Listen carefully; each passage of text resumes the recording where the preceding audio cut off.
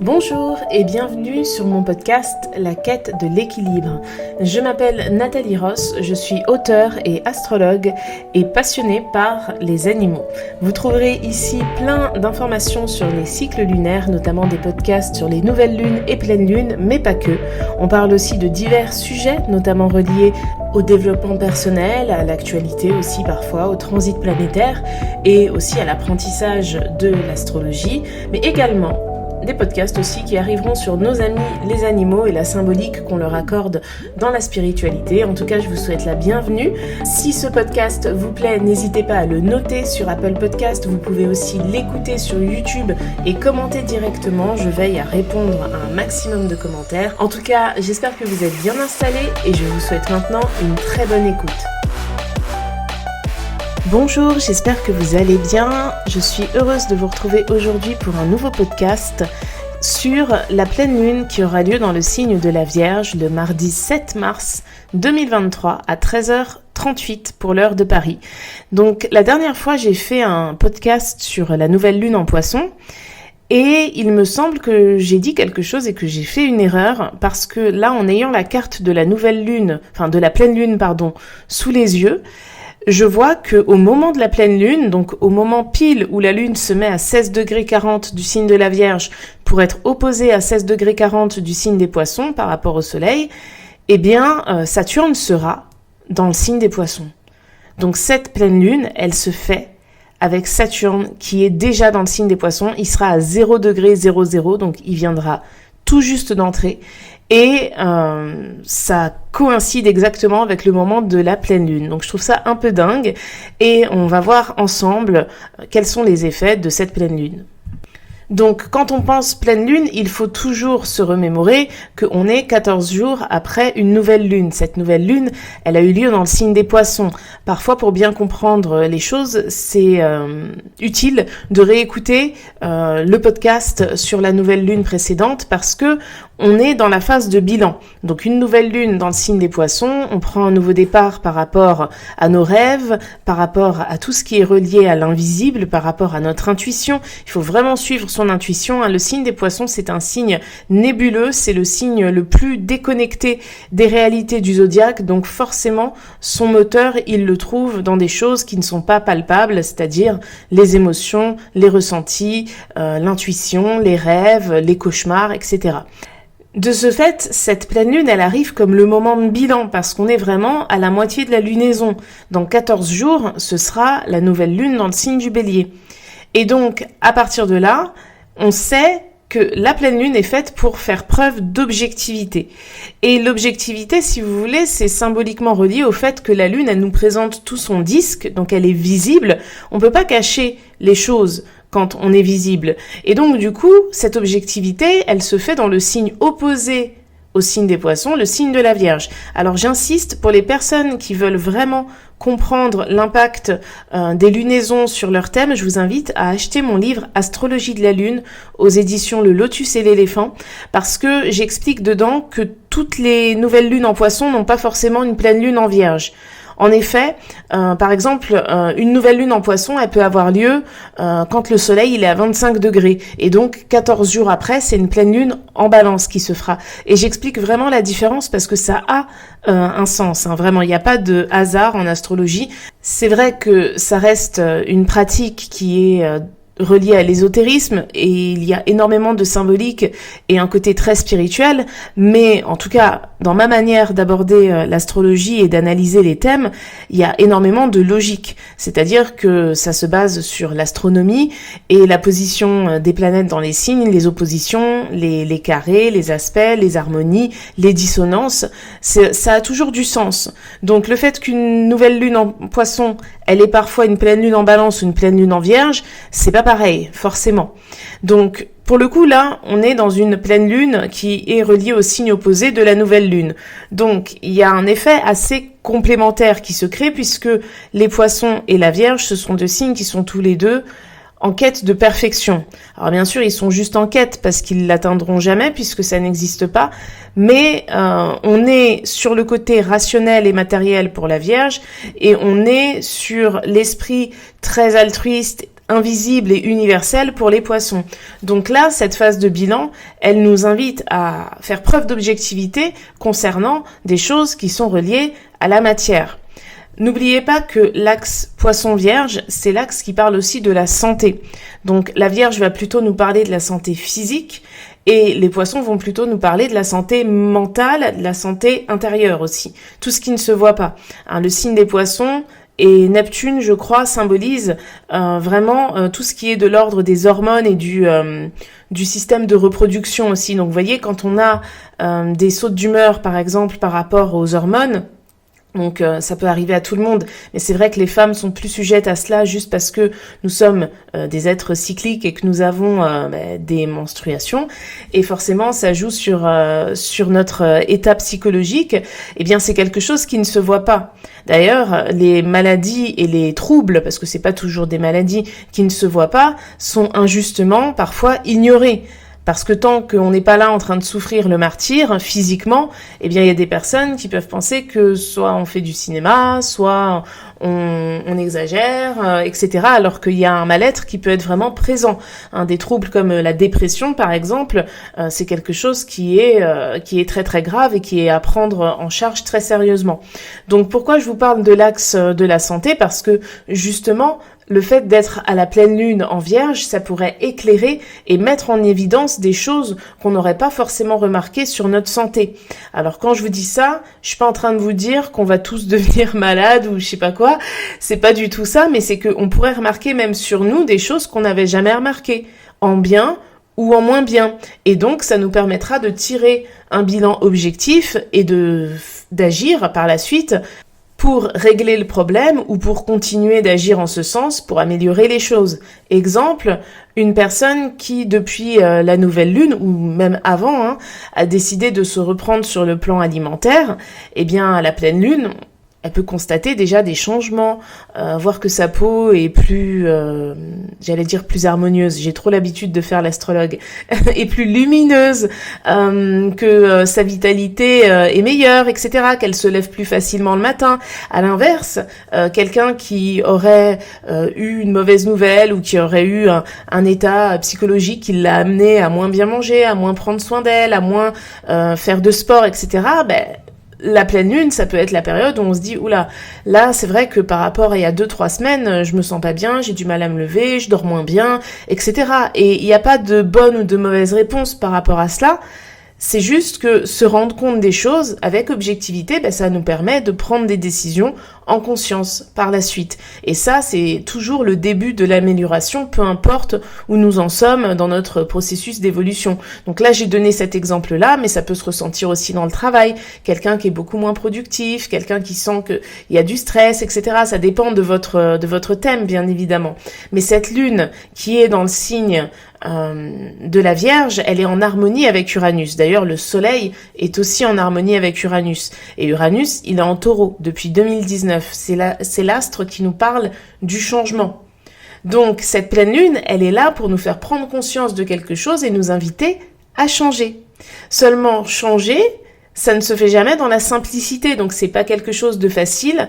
En plus, on est dans des énergies de terre, et la terre, c'est pas l'élément qui nous facilite les choses, c'est pas l'élément qui est optimiste, mais c'est vrai qu'il faut quand même prendre en considération que au même moment de cette pleine lune, Vénus, Jupiter, Chiron et Vesta sont tous conjoints dans le signe du Bélier, ils sont tous en harmonie avec Mars aussi, qui est la manière d'agir en fonction de ce que l'on pense, parce que Mars est dans le signe des Gémeaux, et c'est vrai que c'est quand même l'occasion, cette pleine lune, de se mettre, comme on dirait, un coup de pied au cul. Non mais vraiment, parce que le Bélier, tous les astres qui s'y trouvent sont quand même importants, et Vénus, je le rappelle, représente le signe du Taureau, et le signe du Taureau, dedans, il y a Uranus et le nœud nord.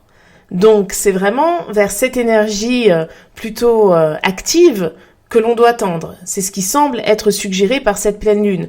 Parce que la lune, elle est opposée au Soleil, elle est aussi opposée, à Neptune et à Mercure. On peut pas parler d'opposition à Saturne parce qu'il vient tout juste d'entrer dans le signe des Poissons. On va en parler quand même à la fin, parce que c'est quand même très important, ce transit planétaire. Mais l'opposition, elle se fait surtout avec le Soleil, Neptune et Mercure. Mercure, il représente Mars, parce que Mars est dans le signe des Gémeaux. Donc, c'est vrai qu'il peut y avoir énormément de doutes quant à la marche à suivre par rapport à ce que l'on veut changer. N'oubliez pas que le signe de la Vierge, c'est un signe de service. C'est un signe qui parle d'organisation, mais aussi de l'aide qu'on apporte aux autres en étant organisé. Donc, c'est aussi l'aide qu'on peut nous apporter.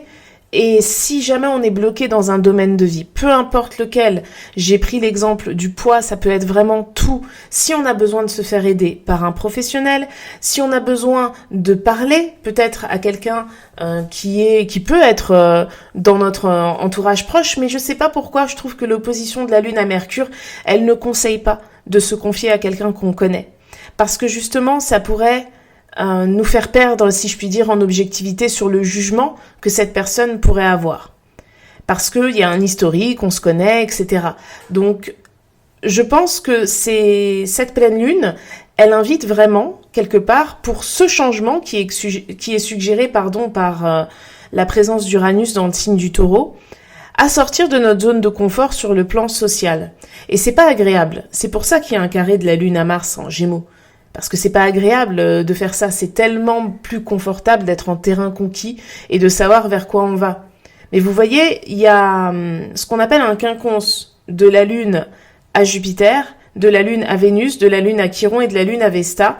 Donc un quinconce, c'est quand il y a 150 degrés qui séparent deux astres. Donc ça se fait en général, enfin c'est pas en général en fait, ça se fait tout le temps, dans des signes qui sont collés aux signes opposés. Donc c'est-à-dire que Jupiter, Vénus, Vesta et Chiron sont en Bélier, le signe opposé c'est la Balance, donc le quinconce c'est soit la Vierge, soit le Scorpion, parce que la Vierge précède la Balance et le Scorpion suit la Balance. Donc du coup, là on a une pleine lune en Vierge, tout ce qui est en Bélier, est au quinconce, bien évidemment. Donc ça crée une forme de doute. En fait c'est assez nébuleux parce que cet aspect, 150 degrés, c'est un sextile, 60 degrés, plus un carré. Donc c'est quelque chose de semi-harmonieux et de semi-dissonant. Donc c'est pas quelque chose de très clair et ça apporte beaucoup de doutes, je trouve. Et je pense que cette pleine lune, elle indique une période où on va pas avoir le temps de douter en fait. Et je dirais même où il faudrait mieux se planter sur des choses pas très graves, hein. Je vous dis pas de vous planter sur un investissement à 500 000 euros pour une maison ou je ne sais quoi. Ça, c'est des choses qu'il faut réfléchir, mais je parle vraiment de constats qu'on peut faire par rapport à tout ce qu'on a posé comme intention au moment de la nouvelle lune en Poisson, et donc ça reste quelque chose de très personnel et vraisemblablement aussi quelque chose d'immatériel, quelque chose qui est relié au ressenti. Le seul aspect matériel que ça pourrait concerner, ça serait notre corps, à la limite, parce que ça fait partie de nous, hein. Mais le signe des Poissons, et pourtant dans sa définition, c'est pas un signe qui représente en gros une attitude dans le comportement qui serait individualiste ou personnel, mais tout ce que représentent les Poissons, les croyances, les rêves, etc., ce sont des choses qu'on ne peut vivre que seul. On ne peut pas rêver autrement qu'en étant endormi et donc en étant seul.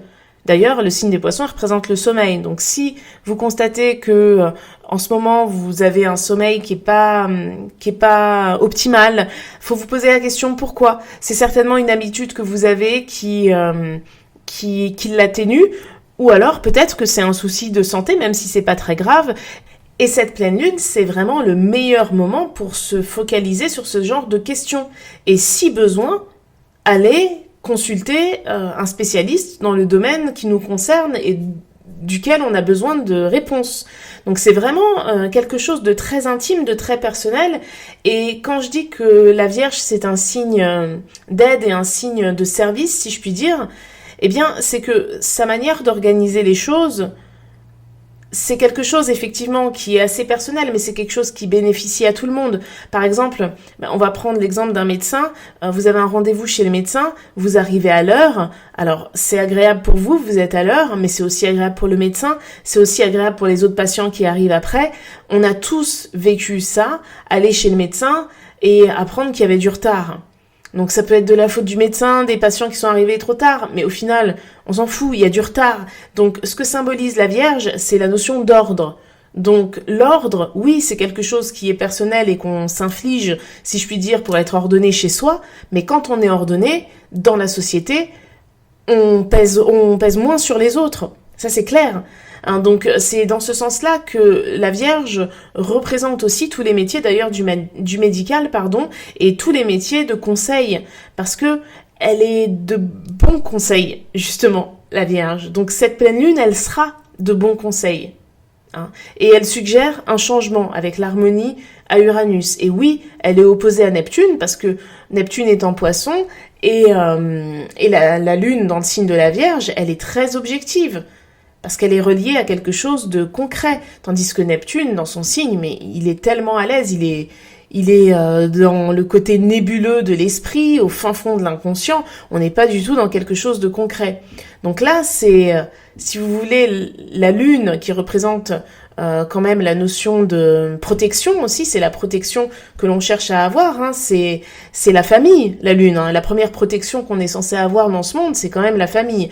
Donc la lune, elle symbolise aussi notre manière de nous sentir en sécurité, et ce qui nous fait nous sentir en sécurité, et elle est opposée ici à Neptune, qui est l'astre de la déconnexion la plus totale de toutes les réalités, et elle est en train de nous dire, bon, cette nouvelle lune dans le signe des Poissons, c'est important effectivement de tenir compte de ce qui se passe à l'intérieur, d'avoir des rêves, de ressentir les choses, mais si on ne les amène pas dans le concret pour en faire quelque chose, ça sert à rien. C'est ça qu'elle est en train de dire, la lune, dans cette configuration. Donc ce podcast, je pense pas qu'il sera très long, je pense que je vais bientôt l'arrêter, je vais juste parler un petit peu de Saturne, parce qu'au final, ça parle de quelque chose de tellement personnel que juste avec ces pistes, j'en ai assez dit pour que ça résonne et pour que chacun sache ce qui le concerne. Parce qu'on est effectivement sur quelque chose de très personnel, quelque chose de très intime également. Et parfois, il faut savoir arrêter de parler. Hein, et c'est moi qui ai Mercure en Gémeaux qui vous le dit. Parfois, on parle vraiment pour parler. Et là, je pense que c'est pas nécessaire d'aller plus loin. Je fais juste un petit point sur Saturne parce que c'est un transit très important. D'ailleurs, pour les personnes qui le souhaitent, le replay de ma masterclass sur Saturne en Poisson est disponible. Je mets l'accès en lien et vous pouvez tout retrouver sur mon site, sur mon espace formation. Parce que Saturne, c'est la planète karmique par excellence, et en entrant dans le signe des Poissons, elle nous invite justement à bâtir en étant aligné avec nos croyances. Donc, un astre aussi sérieux et rationnel qui rentre dans un signe aussi déconnecté des réalités et justement connecté à l'universel, aux rêves, aux croyances, etc., ça vient faire un peu cafouillage, entre guillemets. C'est-à-dire que tout ce qu'on a pu construire, qui n'était pas basé sur quelque chose de solide, ou alors qui a pris source dans la solidité, mais qui, avec le temps, a été ponctué de négligence, etc., il est possible que durant ce transit de Saturne, qui va durer jusqu'en 2026, nous ayons de mauvaises surprises. C'est-à-dire que la constance et la cohérence vont être nécessaires pour mener les projets sur le long terme. Alors vous me direz, c'est peut-être toujours le cas, mais non, pas forcément. Parfois, on arrive à passer un peu entre les mailles du filet, à bricoler certaines choses et ça passe. Mais là, Saturne, dans le signe des Poissons, c'est autant le fait de voir certaines croyances prendre le pouvoir, prendre le dessus, ça peut se remarquer notamment au niveau de certains pays. Et puis c'est aussi le pouvoir qui prend le dessus sur les croyances. Hein. C'est vraiment quelque chose qui peut s'interpréter des deux manières. Alors sur le point personnel, ça dépendra de votre thème astral, mais en tout cas par rapport à cette pleine lune qui déjà nous invite à tendre vers l'objectivité en éclairant totalement le signe de la Vierge, c'est vraiment quelque chose qui est à prendre d'autant plus au sérieux, par rapport à cette entrée de Saturne qui aura lieu juste avant la pleine lune. Et n'oublions pas que Saturne est une planète karmique, qu'on est dans un signe qui évoque le karma, le signe des Poissons, donc c'est doublement plus fort. Au moment de cette pleine lune, Neptune, le Soleil, Mercure et Saturne, du coup, seront dans le signe des Poissons. Donc ça donne une grande concentration dans ce signe. Mercure, c'est quand même notre mental. Donc Saturne, il va créer une conjonction directement avec l'astre de notre esprit, enfin l'astre qui représente en tout cas notre esprit dans le thème, et ça va forcément jouer sur nos idées. Ça peut apporter une certaine forme de pessimisme aussi d'ailleurs, puisque Saturne c'est le côté réaliste et pessimiste de la personnalité, mais vaut mieux être prudent plutôt qu'aller trop vite. Faut pas oublier non plus qu'on a Jupiter, Vénus, Chiron et Vesta qui sont en Bélier, en harmonie avec Mars. Dans le signe des Gémeaux, ce sont des énergies vives et rapides, mais ces transits ne vont pas durer très longtemps. Le 25 mars, Mars justement entrera dans le signe du Cancer et se logera très rapidement au carré de Jupiter. Donc c'est-à-dire que il faut toujours garder à l'esprit que les planètes rapides sont des détonateurs pour les autres planètes. Donc, entre Jupiter et Mars, c'est Mars qui est la planète rapide. Et donc, elle donne le ton, elle pousse Jupiter à nous faire avancer vite, à prendre de grandes décisions, peut-être même de grands engagements, puisque Jupiter évoque la notion de justice. Et direct après, elle va en Cancer. Et en Cancer, là, on va être au carré de Jupiter. Et donc, comme le Cancer, c'est le signe du passé, ça peut indiquer que par le passé, donc n'oubliez pas que ce que nous vivons actuellement, c'est le passé pour dans 2 mois. Hein. Donc, ça pourra nous faire machine arrière, pour toutes les choses que nous aurons mises en place, qui n'auront pas été faites avec sérieux, hein, et uniquement avec pulsion, passion, etc. Ce n'est pas ça qui permet de faire tenir les choses sur le long terme. C'est ce qui permet de les faire démarrer, hein, la passion, l'ambition, l'optimisme, mais ce n'est pas ça qui fait durer sur le long terme. Et avec Jupiter qui va entrer dans le signe du Taureau, une expansion Taureau, c'est une expansion fiable. Hein, et la fiabilité, ça passe par des choses concrètes. Donc cette pleine lune, vraiment, c'est l'occasion de réorganiser les choses, de rectifier le tir. Si vous sentez que vous êtes trop pressé par rapport à certaines choses que vous souhaitez mettre en place et que ça commence un peu à vous dépasser, c'est le moment de rectifier la chose. Surtout, soyez alignés avec vos croyances et ne mettez pas la charrue avant les bœufs. Voilà, donc j'ai terminé ce podcast. J'espère qu'il vous a plu. Je vous souhaite à tous d'avance une excellente pleine lune et je vous dis à très vite. Ciao!